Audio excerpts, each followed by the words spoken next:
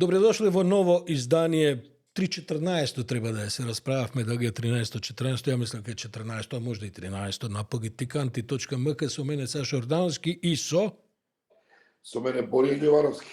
Боријан Јовановски, кој што ќе го гледаме како isfrgано оделење на Pogitikantu Европа. Боко, од кај се јавуваш? Овој пат од Хилсперсум и тука сум, тоа е блиску до Амстердам, скоро прилепено до Амстердам, и тука се наоѓа седиштето на јавниот ТВ сервис, и тука сум кај нив на гости и снимам една репортажа за нивните, за тоа како ги прават вестите за млади, односно за деца, и како им ги објаснуваат на децата сите овие феномени на денешницата, а особено во ова време полно со предизвици во една ваква гужва геополитичка каква што е сега, и навистина имаат тешка задача се во ова да им го доближат некако на децата, да децата знаат, за да имаат идеја во каков свет живеат. Интересна работа имаат. Ете, видиш, ти си заминал. Кога отиде вчера, завчера? Кога замина? Во средата. Во средата замина, да. Да не се погодивте со Мицко негде кај уред, пошто денеска шпанскиот амбасадор бил воодушевен од тоа како премиерот чекал, како и сите други патници, ред за туристичко пријавување за лет за Истанбул. Значи, немал тука, нема дипломатски, нема преку ред се стои се чека. Кој што треба, не сум го начекал, не сме се пречекале во аеродром, така што не знам, он јужно и ја на север. Да. Боко, овдека ти додека си, или може би бидејќи ти замина и отиде, овдека се случија неколку работи што ја возбудија државава. Уште се коментира, иначе уште ме плюкаат по социјални мрежи за интервју, тоа кај да е, може и ново соопштение ќе издаде ВМРО. Меѓутоа, што уништи стратешкото партнерство, и морам да ти кажам дека вчера имаше премиерот излагање во собранието, одговараше на пратенички прашања, нормално од овие наместениве пратенички прашања за него. Види, и главната тема всушност беа две главни теми, имаше еден скандал, ама за тој после ќе разговараме, а главната тема беше неговото објаснување зошто он решил дека нас ни е the new reality, како се тоа новата реалност, новото нормално, така зошто одбрали така, и морам да ти кажам дека се разбира, како и сите други, внимателно го слушав, со една прилично тенка аргументација. Јас се пошегував дека, мислам, така малку кафански на моменти делуваше, и со еден список на луѓе со кои што се сретнал, иако се тоа, знаеш како, воопшто не е јасно што е тоа значи се сретнал. Мислам, веројатно 90%, може и сите средби биле покрај тие шанковите таму у кафетериите, нешто од стоење, нешто се поздравиле, измениле 2-3 збора и така, можда се огренел седнал, ама и тоа не верувам, не знам, не одеше у тие детали. Важно една листа од луѓе со кои он тврди дека тоа, знаеш, многу важно и сето тоа. Така што очигледно е дека неговиот пристап од тоа да го забошоти и така натаму не му успева, и сега тоа ќе биде уште тема, и ние и денеска ќе поразговараме за тоа, бидејќи вчера имаше еден непријатен настап и на францускиот и на полскиот амбасадор, кај што ја критикува Македонија заради незиното оддалечување од европската рамка и од европските ориентации во однос на овие турбулентни времења и така, и премногу лепење за Америка. Добро, да знаеш, само те информирам да си во тек што се случува, бидејќи овдека може би затоа што ти замина, па малце се разлабави ситуација.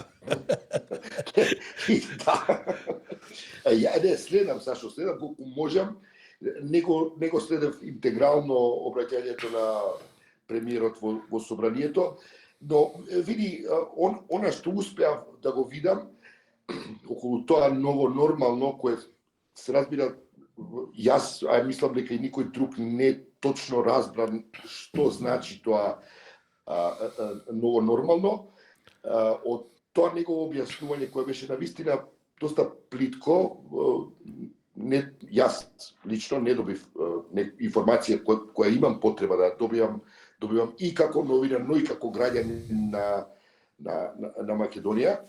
Претпоставувам сите ние имаме, затоа што сите ја делиме загриженоста во која се наоѓа и Европа, и светот, и овие геополитички односи, Но она што забележав и што ми пречи е извесен цинизам кој го пројавува во тие негови настапи од Минхенската конференција наваму, еден цинизам во однос на Европа. Во смисла да, еве да видите како е кога е, еве сега нека ви биде лошо, бидејќи нас ни е цело време така лошо. Мислам, непотребно, затоа што, да, ние имаме проблем со Бугарија, но во однос на нашите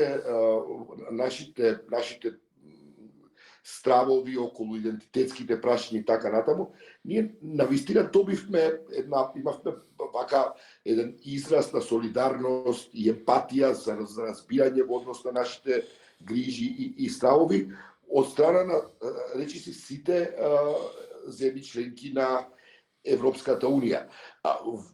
Никој не го спори моментот дека постои една непринципиелност поради и сите нас не боли оној момент дека да имплементирајте го Преспанскиот договор, потоа ќе почнете преговори, па се уфрли бугарското вето кое мораше да се реши со францускиот договор, но овој цинизам мислам дека на Мицковски однос на Европа сем што задоволува една маса на фрустрирани наши граѓани, меѓу кои сме и ние, но се обидуваме да фрустрацијата не е штетна по општеството. Не гледам друго што постигна. Го чув она кога рече дека на Минхенската конференција никој не станал да рече дека еве ние сега ќе правиме, прво не знам како он очекуваше тоа, сепак една конференција на која се искажуваат мислењата и така натаму, а не е лицитација на која се, не знам, се продава нешто и сега еве јас ќе купам, јас нема да купам и така натаму. Не е пазар на автомобили или не знам што, туку е Минхенска безбедносна конференција, еден по-сериозен сетинг, а не навистина не е општински комитет каде што сега не знам да се разговара на тој начин. И мислам тој цинизам навистина еден впечаток од Холандија.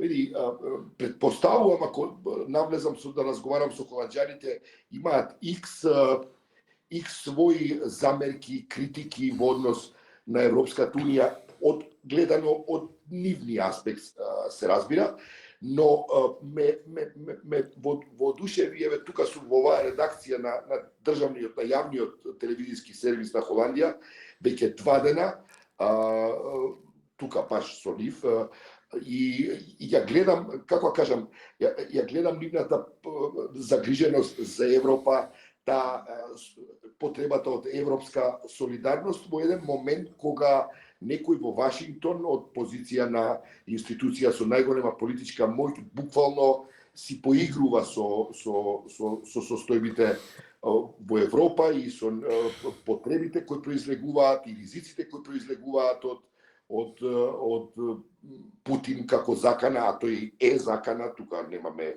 ја не знам кој има дилеми. Така што мислам дека не е време за цинизам, туку дека е време за таа европска солидарност, а ние како европејци, бидејќи сепак сме европејци, мислам дека би било паметно да се приклучиме во овој бран на европска солидарност, кој е конечно и шанса ова лошо да се претвори во нешто што е добро, односно да Европа ги происпита сите своји механизми за да ги збие редовите и Абе не само тоа, Боријан, тоа секако туку, знаеш како, он е толку импресиониран, на еднолично ниво импресиониран од Трамп, од целото оваа конференција, онаа конференција и така натаму. И то не е добро за државата, бидејќи види, Трамп веќе промени едно 3-4 битни става, секој ден прави претумбаци, салта мортагиња, тоа е, мислам, тој шоу допрва се отвара таму само 5 недели, од овие што ги менува функционери, ја мислам мислам дека за 2 месеци 30% од нив ќе бидат на клоци истерани и ги ќе си отидат и така. Да не кажам сега, добро, нека си се секираат американците за тоа што им се случува, си гласаа со среќа нека име. Меѓутоа не е добро кога премиерот на земја толку импресионирано, да не говорам за овој скандал што носи одлуки самиот. Значи таму се консултира валда со стюардесата околу тоа која ни е позиција да заземеме. Бидејќи не отвори простор и се уште не отвара простор во државата да се поразговара за тие работи. Со се ова што и ти го говориш, што 100 пати сме го кажале, ние не можеме да се откопаме од Европа и да се однесеме негде у Пацифик, да имаме остров на Америка. На крајот тука сме, обкружени сме со Европа, нашата судбина е врзана со судбината на Европа. Да не кажам ова што иначе и колегиве од Инфомакс цело време го повторуваат, нас економската судбина ни е, како да кажам, онака, треба со хируршки зафат да не делиш од Европа, бидејќи ние буквално живееме од економскиот развој и неразвој на Европа, а не на Америка. И тоа е она што мене ми пречи, но тоа знаеш како ти овде како го кажеш, тоа одмах истерично целата машинерија се покренува, но мислам дека дебатата се отвори и тоа највеќе ги боги, што мора Мицковски да излегува и да објаснува на 2 наместени прашања во парламент, што прави, и прилично да ти кажам тнко објаснувањата.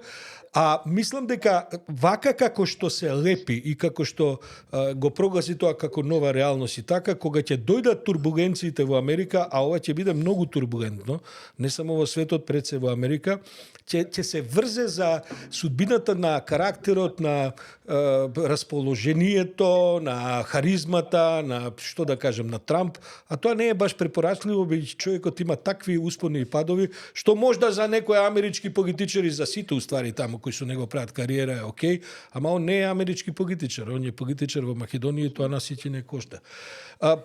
На страна што мислам, види, веќе и таа ароганција гледаме би со скандалот вчера што се случи со министеркава за финансии во собранието, каде што на еден стварно недоличен начин, мислам дека и она стана свесна од после за тоа, иако нормално, знаеш како што викаат, како ке Трамп нема извинувања за ништо, све е дабл даун.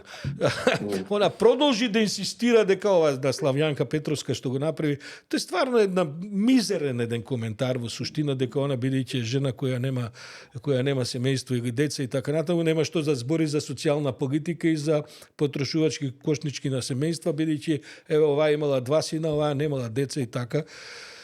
Мислам, стварно една многу мизерна цела една ситуација, но мислам дека во јавниот простор тоа сепак се доживеа како пораз за министерката, барем од ова ја што следам, иако рипна да брана целата машинерија од ботови, од партиски овие што се задолжени за 24 часовно водење грижа да не им се случи нешто, не дај Боже, на нашиве политичари, нели? Така што, ете, и тоа се рефлектира во таа ароганција. Ако премиерот може да биде арогантен и целата надворешна политика на земјата да ни ја соопштува на аеродром, која ќе се врати од некаква конференција во Америка, бидејќи ова е една партиска конференција кај што он скоро и да немаше никаков сериозен настап, имаше таму, говореше на едно тие што се вика на маргините еден настан, се видел со некого по кафетериите, конечно види, ништо тоа не мора ни да е лошо, само да не е предимензионирано и да не е потоа со последици кои што ќе треба да ги оправаме со месеци, со години во другите наши меѓународни контексти. Тоа е поентата. Инаку, зашто мислам дека треба да кажеме дека ова не го кажавме на почетокот, дека емисијата ја снимаме со оглед на агендата на нашиот гостин кој ќе го најавиме наскоро, кој треба да се врати назад во Брисел, бидејќи гледам сега и стигна информација за најава за воредна пресконференција на... Така, и јас ја видов сега, да, еве, говори додека зборуваме. Да, и ќе видиме што ќе каже. Да го прокоментираме. Јас би очекувал, би бил пресреќен кога би нашла она, би спогнала сили да се извини за она вчера, бидејќи тоа што би кажал кратко да го кажам на таа тема е дека како граѓани треба да, мислам, секој со своите права да гласа, да биде симпатизер на било која политичка опција, но она што мора да го што општеството мора еднаш да го реши, да воспостави консензус е околу простотилакот и елементарното цивилизацијско однесување на било кој кој е вклучен, не само политичар, на било кој е вклучен во некаков јавен дискус. Затоа, Боријан, предлагам да ја оставиме оваа тема, да ја документираме во одјавата на емисијата, бидејќи додека снимаме тече пресконференцијата. Добро. Да се навратиме нова, зашто до тогаш ќе видиме. Ако дозволиш, она вчера што незиниот настап во однос на било кого, не дали Славјанка, од СДС, дали од не знам, од Левица, од ДУИ, од било која партија, тоа е нешто што е непристојно, недолично и што вака од парламентот ја срами целата држава. Па сега кој како сака, но и јас сум задоволен со тоа што гледам дека граѓаните сепак масовно реагираат на таков примитивен, како кажам, однос. Па да, еве, дури гледам дека и Гаши порачал на владата, внима како се однесува кон пратениците. Мислам, малце тоа се излезе од рамки, а пак ќе кажам, види, тоа е набранот на овој трампизмов.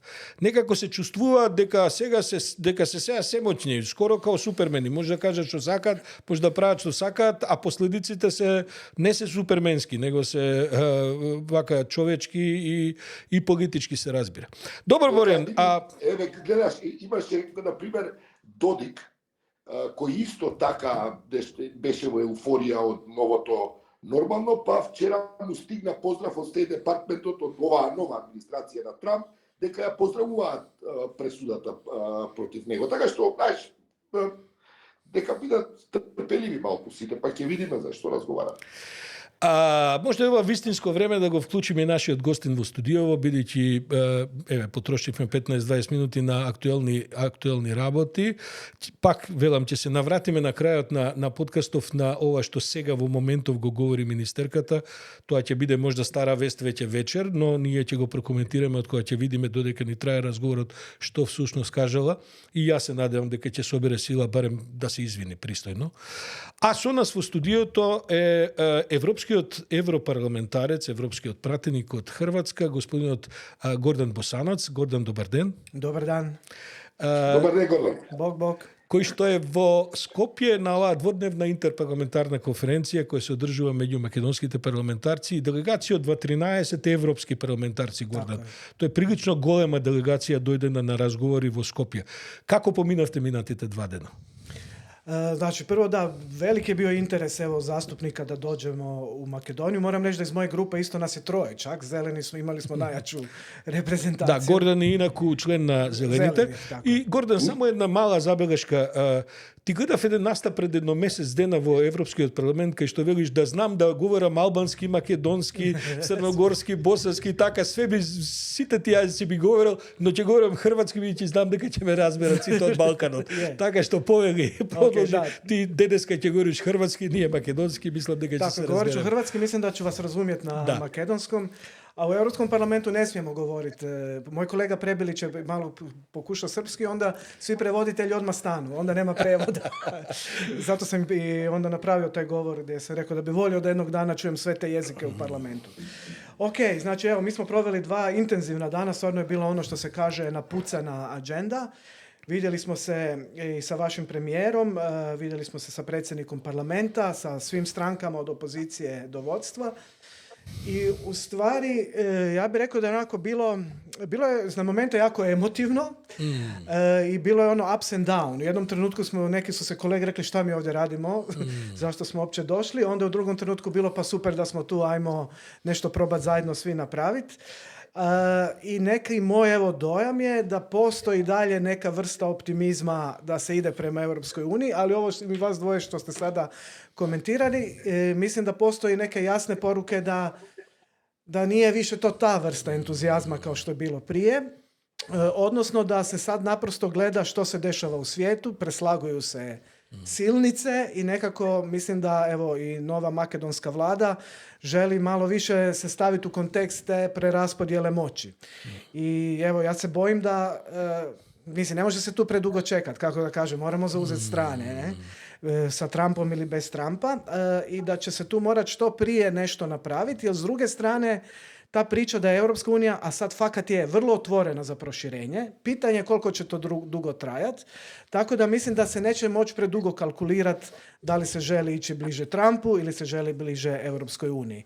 I to je neki dojam koji sam dobio, znači načelno svi će reći da, hoćemo spremni smo, Unija je broj 1, ali isto tako su bile jasne poruke, 20 godina smo na tom putu, koliko već smo svašta isporučili, što je sve točno, a ne vidimo napretka i mi naprosto želimo neke jače garancije da je sad to taj put. Ne? Evropski parlament, Borjan, ti si slednji, ajde. Moram da vas pitam, kako bi vi lično izigrali ovo? I u parlamentu imate ljude koji kad je pobedio Trump nosili su kape Make America Great Again, Evropejaca koji su oduševljeni od pobedata na Trump. Vi lično, kako bi odigrali ova pozicija, ovaj dramatičen moment transatlantski te odnosi? Pa Ukrajina ga nije u Hrvatska kako se igra po ova prašenja. Pa mislim, sada, znači bilo je nekih nespretnih koraka, ajmo reći sad kad gledam iz perspektive Unije. Ako se sjetite, Emmanuel Macron je sazvao onaj prvi sastanak, vanredan, gdje nije pozvao sve. Znači nije pozvao institucije Europske unije, što opet je na neki način rekao, ja sam tu šef, ima jakih, ima slabih zemalja. Mislim da se moj premijer Skype-om uključio, na primjer, ne znam je li uopće bio pozvan. Ali tamo nije bio pozvana Kallas, nije bio pozvana von der Leyen i tako dalje. U parlamentu je neka situacija, ljudi, ako do sad nije bilo jasno, sad je jasno. Mislim, koju još poruku trebate čuti od Trumpa da će sad smo danas čuli da će nam uvesti 25% carina, mislim, šta više, ne? Koga još više čekat? Tako da u jednom trenutku se desio taj poziv, ajmo sada bliže i jače surađivati i na vrijednosnim osnovama, što bi onda isključilo ovu ekipu što ti kažeš koja je nosila kape i slavila Trumpa, jer njih na neki način izoliramo u parlamentu, taj famozni kordon saniter imamo prema njima. To je krajna desnica. To je krajnja, baš radikalna desnica, gdje ove naši prijatelji pučani nekad malo s njima, nekad malo s nama, naravno.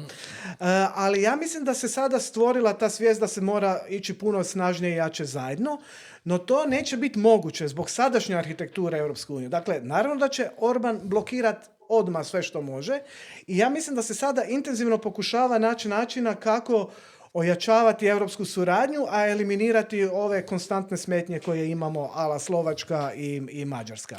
I tu sad će trebati brzo isporučiti neke odgovore, jer inače će nas ovaj Trumpovski val dosta nokautirati. Za ovije što je sledat hrvatska ta scena, ja relativno često gledam što se slučuje u Hrvatski i tako na tomu, posle predsjedateljski te izbori, dojde do malo smiruvanja na вокалбуларот на Милановиќ, на председателот, бидејќи тоа претходно беше навистина некои од тие работи беа шокантни, што ги говореше секојдневно, и неговиот судир со Пленковиќ, со премиерот, со кој Мицковски е личен пријател, да го направам контекстот и така натаму, навистина друго е шокантно. Како сега Хрватска се носи? Тој пример може да би бил згоден. Што прави Хрватска по прашањето на Трамп? U stvari dosta je tiha Hrvatska sada oko toga. Znači, naš predsjednik ima onaj stav kad se veliki tuku, bolje da mali šute i ništa ne kažu. I predsjednik je nakon izbora sad ušao ovaj neki novi mode. On sad je jako suradnički otvoren. Znači, on sad stalno provocira Plenkovića i poziva ga na suradnju, pruža ruku, što naravno Plenković ne može prihvatiti, ali je dobra politička situacija da kad Plenković kaže neću, ispada blesao, ne?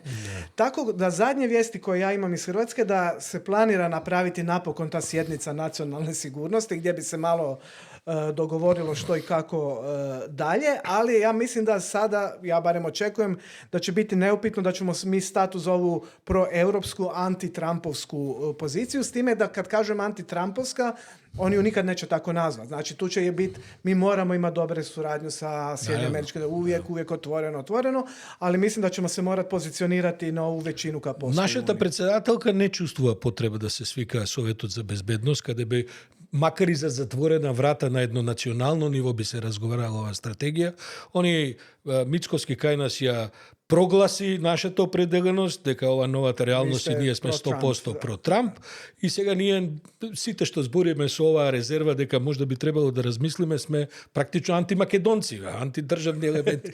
Во тој контекст сакам да те прашам, нашата влада се обидува и еве потрошивме 8-9 месеци наназад од кога се дојде на власт, се обидува да каже дека ние мораме на европјаните да им објасниме колку сме неправедно третирани, дека има шанси да се сменат условите, дека ветото од Бугарија ќе падне ако сме доволно упорни.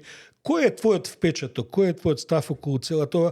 И бидејќи на крајот од криштата времето поминува. No. И не е само Трамп, туку ние веќе тоа време ни се брои во 25 години ние на тој пат. Но кој е твојот став, кој е твојот впечаток? Ќе има ли промена на европските позиции, можеби на преговарачката рамка на што инсистира нашата влада? Da.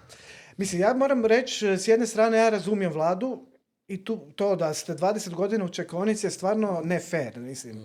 Ali ajmo sad vidjeti zašto je sad tako. Nije sve samo kriv, bile su tu i bilateralne blokade.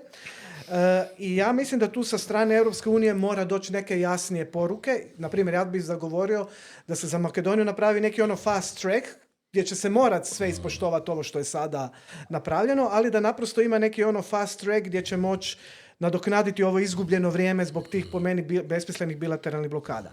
S druge strane, nijedan ulazak nije bezbolan. Znači, Hrvatska, mi smo svašta promijenili, i Ustav. Znači, mi smo donijeli zakon o pravima nacionalnih manjina, kojima smo dali srpskoj nacionalnoj manjini ogromna prava, što nije bilo nimalo lako. Mi smo tek iz rata izišli, da kažem. Da. I morali smo donijeti tu vrstu zakona i onda nas je još zblokirala Slovenija, pa smo isto tako malo čekali, ali sve je to bio i dalje uvijek, ja bih rekao, jak konsenzus unutar svih partija u Hrvatskoj da se mora ući u EU, pa koliko košta da košta. I koliko god da je koštalo, isplatilo se. Danas, ja mislim da smo svi sretni, da se fakat vidi sva ta muka koju smo morali napraviti se isplatila, jer pozitivne stvari od EU-a su stvarno ogromne i dobre. U tom smislu, meni je sad malo sa iskustva ova 2 dana, bojim se da se sad sve svelo oko te bugarske blokade, koja je u stvari, neću podcjenjivati, ali je smiješna, to je identitetska blokada. A tu je puno temeljnih, fundamentalnih pitanja koja se moraju dovesti u red. Jer, pazite, jednog dana kad uđete, imat ćete, na primjer, ogromnu lovu možeš povlačiti, što mi sada radimo. Mislim, tamo stvarno ima toliko love da ne stigneš sve potrošiti, da tako kažem. Jer mi smo, Hrvatska je mala zemlja, kapacitet nemamo da apsorbiramo sve fondove. I, na primjer, treba uspostaviti sustave koji su takvi da onda neće partije svojima pogodovati sa tim novcima, jer poslije nema više kontrole.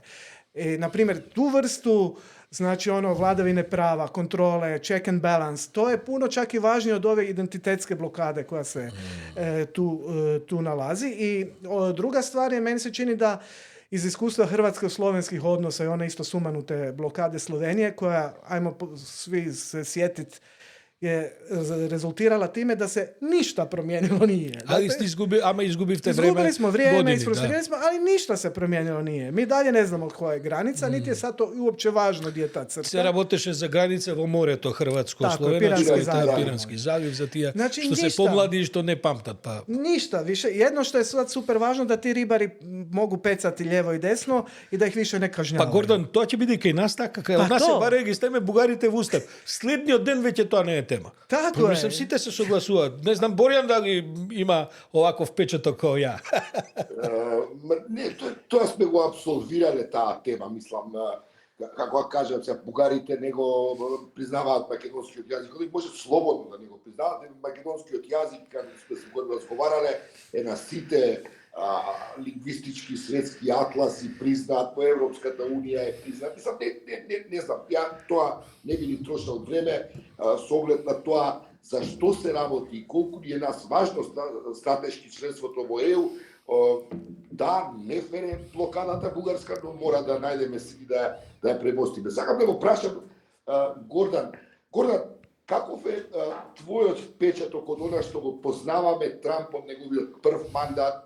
Гренел го познаваме исто веќе, беше активен на Косово во првиот мандат на Трамп со на поделба на територии и така натаму.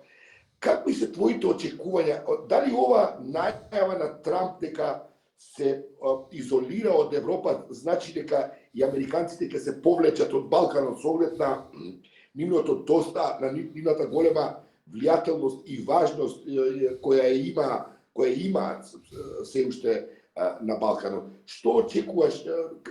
Кои ќе бидат нивните позиции? Од една страна слушаме едно, потоа гледаме ова, како случајот со Додик, кој исто така очекуваше од Трамп, не знам што, па доби од Стейт Департментот дека се поздравува одлуката за пресудата против него. Кои се твоите очекувања од Трамп во однос на Балкан? Ok, znači prvo kad pogledam tog Trumpa, čovjek stvarno lupeta, što znam, on je lupetao u kampanji, lupeta i sada, dakle potpuna neka nepredvidljivost, ali nešto što možemo, barem na nešto se osloniti, ja mislim da je to njegova politika Trump first, onda America second i onda treći je svijet. I ja mislim da tu će trebati gledati njegovu politiku. Znači interesi će sada se morati zadovoljiti vezani za njega osobne i za njegovu ekipu oko njega, koja vidimo da je jaka biznis ekipa i to će biti prvi interesi. Drugo će biti onda američki interesi, treće tek svjetski interesi. Ako vidimo Trump sa ovom pričom vanjsko-političkom da ga zanima samo transakcija, znači to će biti neko mjerilo stvari koliko će on biti zainteresiran ili neće biti zainteresiran raditi na Balkanu. Tako što se tiče, ne znam, Makedonije, Kosova, vidimo ima li ruda, nema li ruda. To će biti možda neka vrsta drivera po njegove politike. Ali, samo, i tu mi je ovaj važan sada ali, ono što od mene plaši, da oko Trumpa ima u svojoj administraciji, počeši od njegovog potpredsjednika Vansa, tamo imate čitav niz opasnih fundamentalističkih ljudi koje mi godinama pratimo. Znači, tamo su ljudi koji su vrijednosno puno bliski sada sa Putinom i njegovom ekipom, Ala Malofejev i da ne govorimo o drugim oligarhima, koji su se godinama s njima družili. I ja se bojim da sad tu dolazi do tog jednog vrijednosnog pomaka kada bi se moglo desiti nešto što je sad nezamislivo, a to je da SAD krene u autoritativnu zemlju. To je kao, ne možeš vjerovati da govoriš to, da li će Trump, odnosno ljudi oko njega, ići u tom smjeru, što bi značilo, znamo, već smo vidjeli, vi ste vidjeli to kad ste imali Gorevskog, pričali smo, mi smo vidjeli sa Karamarkom, vidjeli smo s Orbanom. Znači, on mora sad prvo udariti, početi udarati po civilnom društvu i medijima i onda će morati početi udarati po pravosuđu. To je meni najveća bitka koja će se desiti u SAD-u. Da li će američko pravosuđe uspjeti se oduprijeti nasrtajima koji se već sada najavljuju? Jer je već pravosuđe donijelo neke presude gdje vraća Trumpa i Muska u neke okvire ustava američkog i oni već luduju, jer kažu pa mi smo i demokratski zabrani, kako mene može neki tu sudac ograničava. Znači to je ta retorika koju smo svi ovdje čuli i ako ode u tom smjeru, onda će se promijeniti. Onda će se raditi jedna nova, ja bih rekao novi svjetski poredak koji će onda ipak Dodika, Vučića, Orbana, Putina i Trumpa povezati u neku interesnu vrijednosnu sferu, ali ona će se stalno poljuljavati time koliko će se oni interesno sukobljavati oko love, oko ruda, oko litija i oko drugih stvari. I to će biti ta bitka koju će trebati voditi. A EU, ja dalje mislim da se mi ne smijemo predati, da ajmo ljudi čuvati ajmo sačuvati demokraciju, ljudska prava i rule of law. Inače, mislim, idemo u svijet koji je stvarno onda velika nepoznanica. Гордан, те слушам и сите наши анализи се во таа насока. Со тоа што сепак се гледа едно хистерична омраза кон овој либерален модел на кој се подпира Европската унија сите овие децении, во кој што човековите права, поделбата на власта, респектирањето на сите овие други малцински и така натаму ситуации се нешто што во Америка предизвика баш онака хистерично една ситуација. Имаш ли предвидување што ќе се случува со војната во Украина? Бидејќи тоа е сепак една линија, додека разговараме Зеленски е во Вашингтон, тие средби со Трамп никогаш не знаеш како ќе се одвиваат. Го гледавме Макрон и вчера, завчера и Стармер како се печат на тој ражен. Добро поминаа, бидејќи има и своји добри позиции. Како ти се чини дека ова американско-украинска тој дил kako će se odvijati ponatamo? Mislim, to je još ono što se kaže too early to say, baš što sam rekao, jer puno lupetanja, Zelenski sutra ide potpisati taj sporazum, treba vidjeti šta će biti u njemu. Mislim da će o tome ovisiti koliko će Europa vojno sada stati skupa, što znamo da je jako teško i bolno pitanje iz nekoliko razloga u Europi. Prvo, moralo bi se malo promijeniti European Treaty, što nije lako. Само да објасниме, се работи за буџетите, се работи за лимитите кои што Европска Унија ги наметнува за Proračun така е, за војни. буџетите кои што не може да надминат дефицити кои се маркирани на 3% во овој момент. Ali ajde samo malo da demistificiramo i tu priču oko europskog vojnog proračuna, jer ne postoji europska vojska pa ne postoji ni europski vojni proračun, nego postoje nacionalni vojni proračuni. 27 zemalja članica. Taj podatak je mene iznenadio, jer sam ga tek nedavno osvijestio. Kada skupite novac svih 27 zemalja članice, stavite na jedno mjesto, vidite da se u prošloj godini je Europska unija izdvajala oko 300 milijuna eura, ako sam ne varam, za vojsku. Što je 300 milijardi. Milijardi, pardon. Da, ne milijuna. Miliona, pardon, milijardi. Što je drugo po redu, to je kao Kina. Znači, to je više nego je Rusija potrošila. Naravno, Amerika je sa 900 milijardi. Ne? Znači, hoću reći da novaca za vojnu infrastrukturu već sada ima i sad kad Europska unija poziva, ajmo još više ulagati. Ok, možemo mi to dići na 500 milijardi, ali je drugi problem. Problem je što svih 27 članica svaka na svoj mlin ulaže i kupuje oružje i opremu. Znači, mi nećemo riješiti problem sigurnosti Europe samo s time što ćemo povećati sredstva, koja možda ni ne treba povećavati, jer ako smo drugi po izdavanjima, to je ozbiljan novac, nego kako napraviti tu jaču europsku obrambenu suradnju. I to je bolna točka gdje ja mislim da sad čak i ovi konzervativni političari pod prijetnjom Trumpa kažu da trebamo, ali kad se vrate u svoje nacionalne države, svi su suverenisti odjednom. Onda tu nemaju više snagu reći pa da, ljudi, imat ćemo europsku vojsku. Znači, imat ćemo naše vojnike koji će morati braniti Litvu i Latviju i tako dalje. I ovisno kako će se ta dinamika razviti, a ja mislim da bi se što se tiče Ukrajine moglo razviti na način da će SAD imati taj ekonomski interes tamo, da će napraviti neku vrstu dila sa Ukrajinom, što znači da će američki kapital doći u Ukrajinu, ali u stvari da će ga na neki način morati zaštititi evropske snage.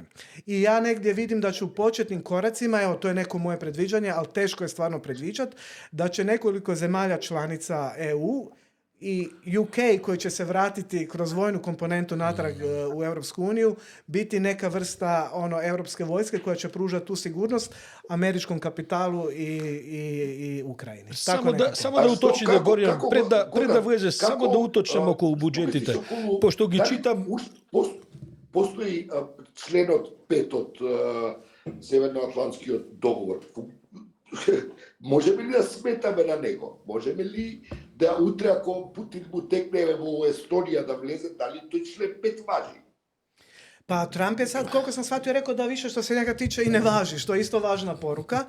Ali NATO je sada jako uzdrman, mislim, zbog tih poruka koje smo čuli od Trumpa, ali kao što sam rekao, on lupeta. On je prije 3 dana rekao da je Zelenski diktator, jučer je rekao da nikad to nije rekao. Znači, čovjek je... Ne može s njim raditi, znači, osim gledat kroz ovo što sam rekao, vrijednosne interesne sfere. Da li NATO još funkcionira? Ja nisam siguran. I zato s te strane postoji ta inicijativa da se osnaži ta europska vojna suradnja.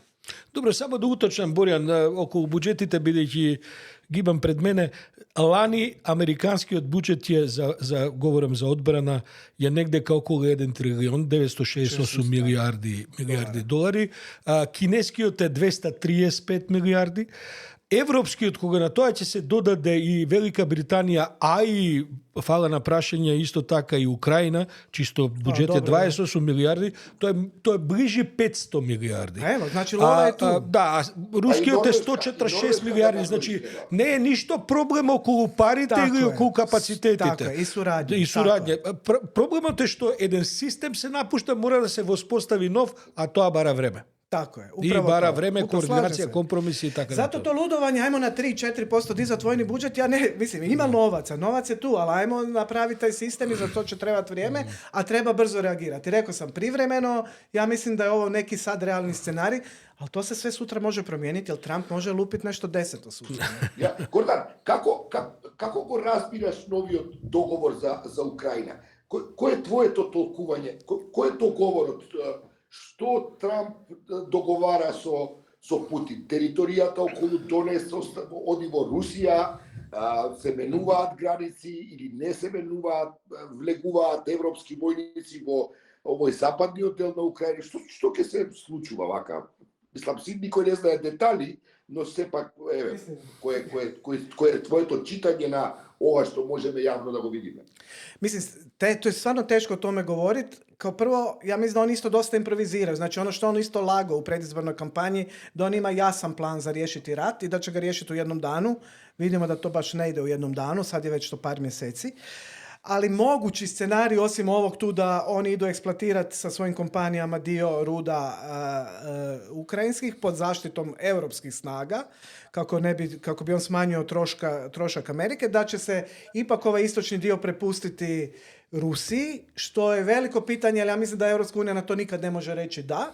Odnosno, moglo bi se desiti neka vrsta onda nemilitarizirane zone s kojom ćemo se baviti sljedećih 30 godina sa različitim pokušajima mirne reintegracije ili ne reintegracije. Evo, ne znam, to mi se sad tako čini, ali stvarno prerano je za reći. I drugo, mislim, Putin s tim ne može biti zadovoljan. On mora još nešto dobiti. To što će samo dobiti ovaj istok, ja sumnjam da će mu to biti dovoljno. On će morati ići nekako dalje, a onda ćemo vidjeti šta je to dalje. Ne?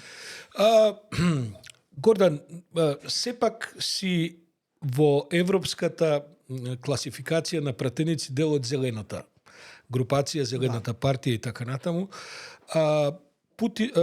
Трамп е све, само не зелен. Drill, baby, drill. Drill, baby, drill. И тоа сега и во Украина ќе биде drill, baby, drill. Има ли нешто останато од зелената агенда на што може да се надеваме во некаква иднина што ќе функционира така како што се планираше, или сето тоа отиде на подјавогите и ќе мора се одново да се смета?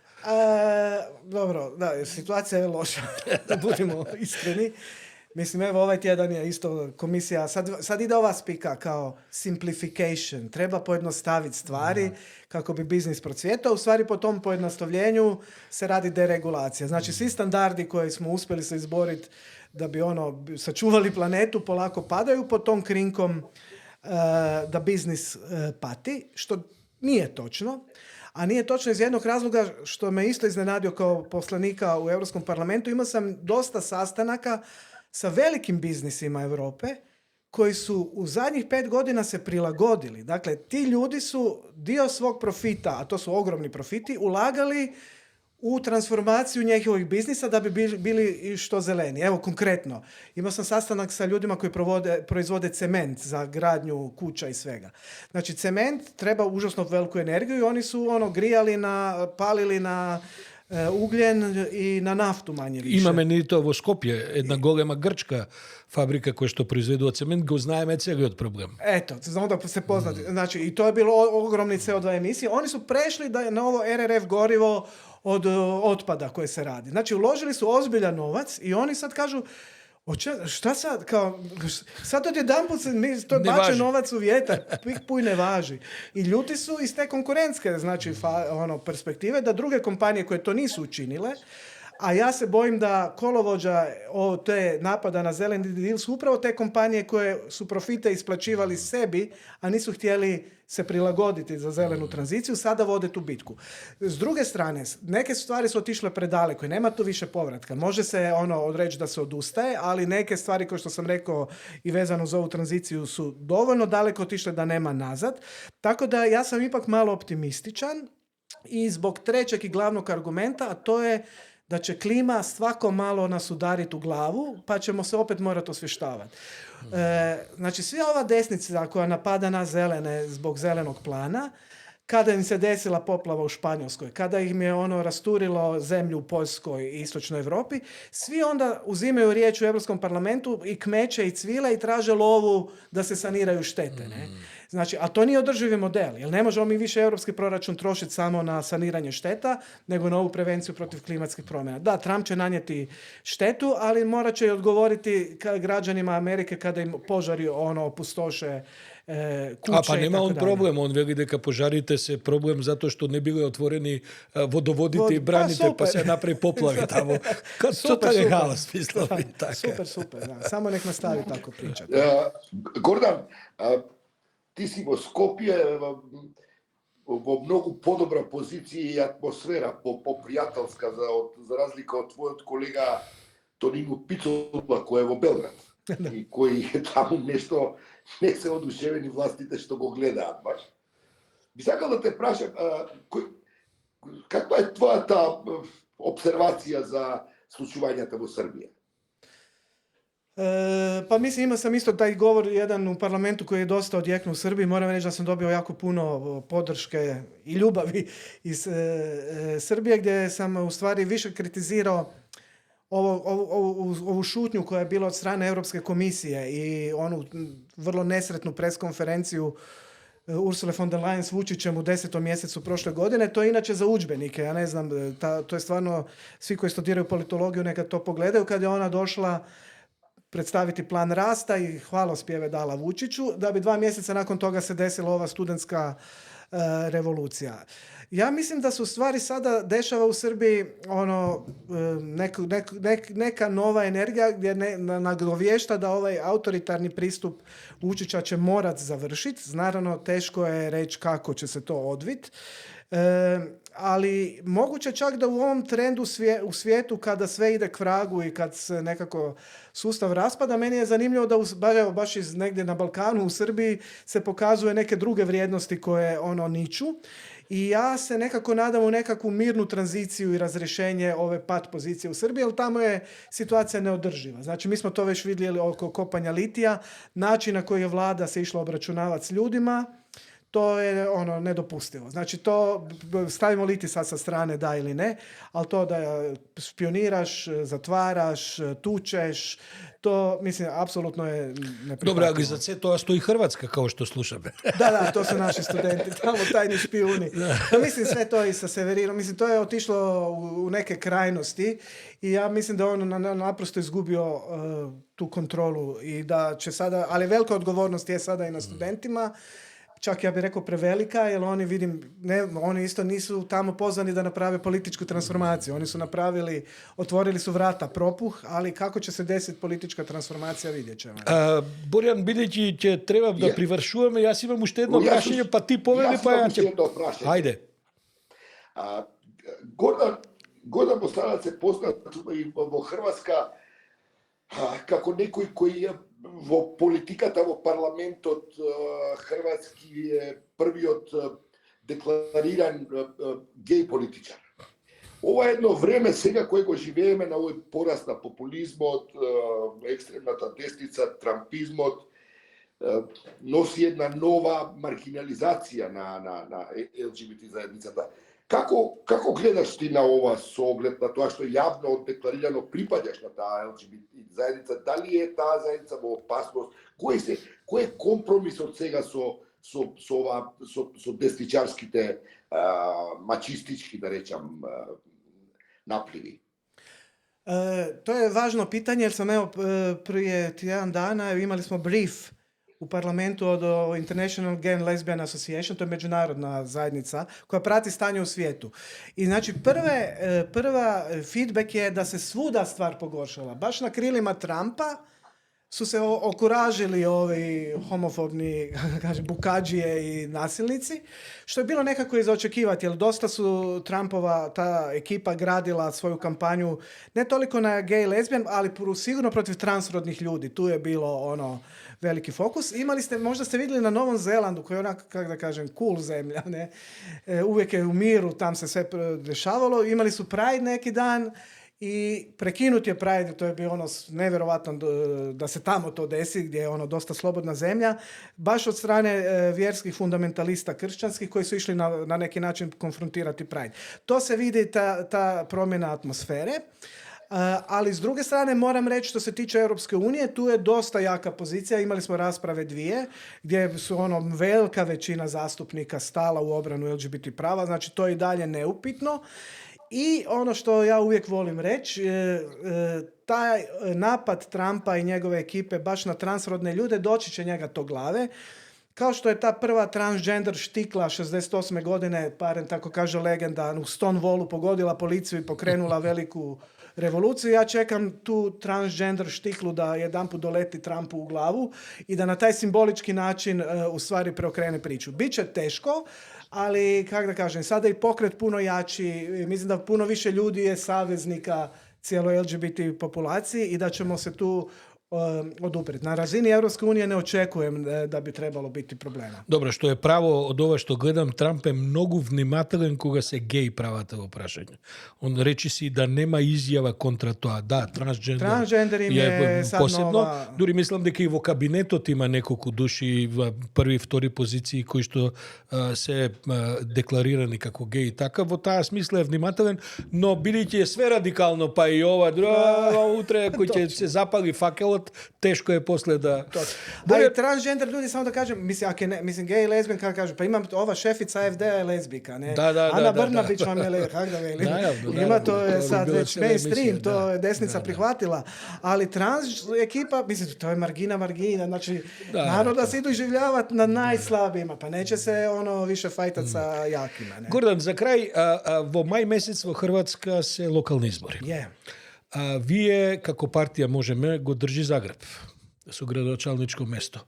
Од ова ја што следам, од ова ја што пратам, што би се рекло, загребчани реагираат мешано на успесите на вашето владење со Загреб, бидејќи вие всушност и немате други амбиции на национално ниво, освен да на локално ниво работите со како да кажам, со локалната самоуправа и со подобрување на состојбите. Какви ви се шансите у мај? Pa ja vjerujem da imamo velike šanse, ali u pravu ste, da. Mislim, mi smo napravili neke poteze što su jako razljutili naše građane. Nije lako dovoditi grad u red. Mislim, kao prvo, mislim da smo raskinuli i odrezali, zatvorili pipe mnogima koji su bili na tim pipama i na što sam stvarno ponosan i mislim da će to građani prepoznat.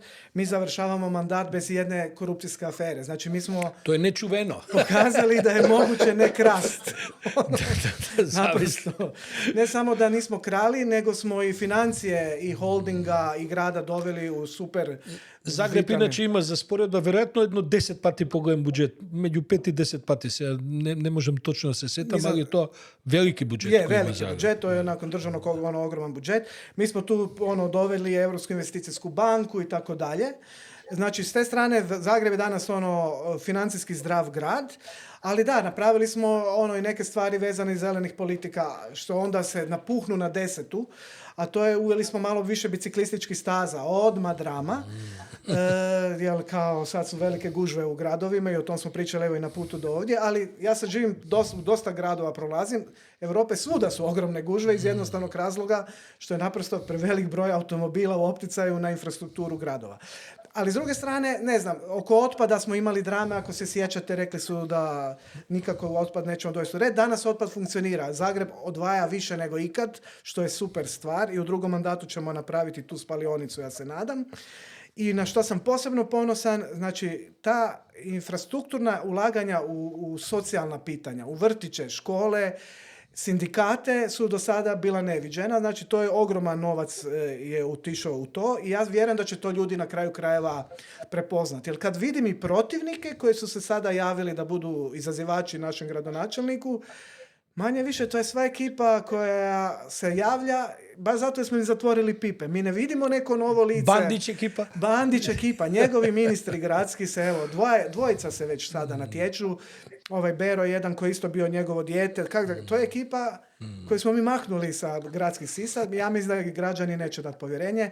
Optimističan sam i mislim da će biti jako važno, ne samo za Zagreb, ja mislim da i za regiju važno da se pokaže da jedna nova partija zeleno-ljeva može uistinu postojati na ovim prostorima i nadam se da ćemo inspirirati. Pa zato te prašувам, zato што ви излеговте од рамката на социјалдемократите на ХДЗ. Мислам, ние исто имаме овдека дилеми на овие две големи партии, од која едната сега во опозиција е мала партија, ама оваа другава е за лауфон, ама тоа се менува за 5 месеци. Ние имаме во октомври избори и гледам дека сите мислат дека се знае. Јас би рекол до октомври има још времена. Ali evo, mislim da smo mi dokazali da je moguće.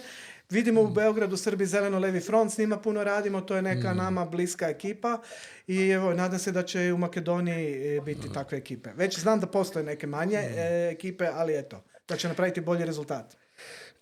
Борјан, јас до овој момент не гледам никаква вест на ТАЙМК и на овие други во врска со пресконференцијата на Кочевска, така што ќе мора полека да приведуваме емисијава до краја. Вечер кога ова ќе се гледа, сигурно ќе се знае госпоđа Димитриевска, Кочовска министерка за финансии, што зборува. Ќе оставиме на колегите од Инфомакс тоа да го искоментираат. Пак да кажам, би било убаво да нашла сила да се извини, ама не сум сигурен дека баш тоа така ќе оди. Немој да биде уште по-радикално онака инсистирање да. Добро. Убаво и за неа и за сите нас тоа да се чуе. Добро, Гордан ти благодарам што беше наш гостин. Задоволство е секогаш да се разговара с тебе. Фала вама на гостопримство. Гордане, големо благодарам, бидејќи во Македонија сме толку завртени во своите проблеми, само меѓу себе. Убаво е кога човек ќе слушне и дека има свет и во Македонија. А и било би стварно супер да доđете у Европску унију. Да, било би. Чисто да у парламенту malo mislim da nam fali taj neki blok južnoevropski, da ga tako nazovemo. Фала уште еднаш. Ова е се за вечерашно издание и се надевам дека се гледаме и во следната прилика. Ние инаку размислуваме за, Борја, не ве да најавам, за помрднување на емитувањето на оваа емисија. Може да уште вечер ќе ја помрднеме малку кон вечерните часови, но за тоа потоа. Кога ќе излезе ќе ја видите и кога и да е, во добар дел ќе одгледате. Ви благодариме за тоа. Благодариме за вниманието. До гледање.